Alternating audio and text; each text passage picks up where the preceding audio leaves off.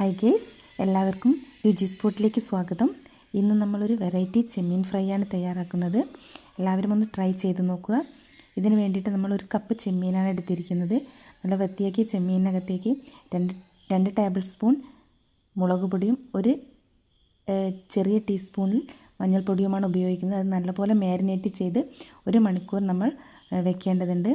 അതിനുശേഷം അതിനകത്ത് നമ്മൾ ആഡ് ചെയ്യുന്നത് വെളുത്തുള്ളി, ഇഞ്ചി ചതച്ചതാണ്. കൂടാതെ ഒരു എഗ്ഗും കൂടെ ഇതിനകത്തേക്ക് നമ്മൾ ആഡ് ചെയ്യുന്നുണ്ട്. ഇത് നമ്മൾ ഫ്രൈ ചെയ്തെടുക്കുന്ന ആ ടൈമിൽ മാത്രമേ എഗ്ഗും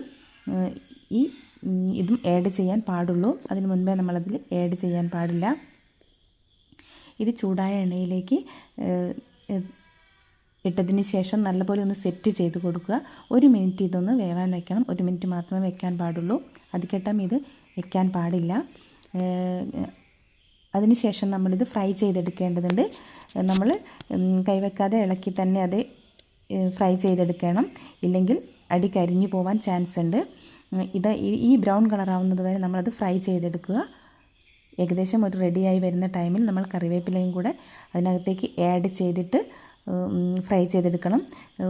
ഒന്ന് വിട്ടുപോയി, നമ്മൾ ഇതിനകത്തേക്ക് ഉപ്പ് ആഡ് ചെയ്തിട്ടില്ല. ഫസ്റ്റ് ചെയ്തിട്ടുണ്ടായിരുന്നു, അതിനോട് പറയാൻ വിട്ടുപോയതാണ്. അതും കൂടെ ഒന്ന് ആഡ് ചെയ്യണം. ഓക്കെ, ഇപ്പോൾ നമ്മുടെ ചെമ്മീൻ ഫ്രൈ റെഡി ആയിരിക്കുകയാണ്. എല്ലാവർക്കും ഇഷ്ടപ്പെട്ടു എന്ന് വിചാരിക്കുന്നു.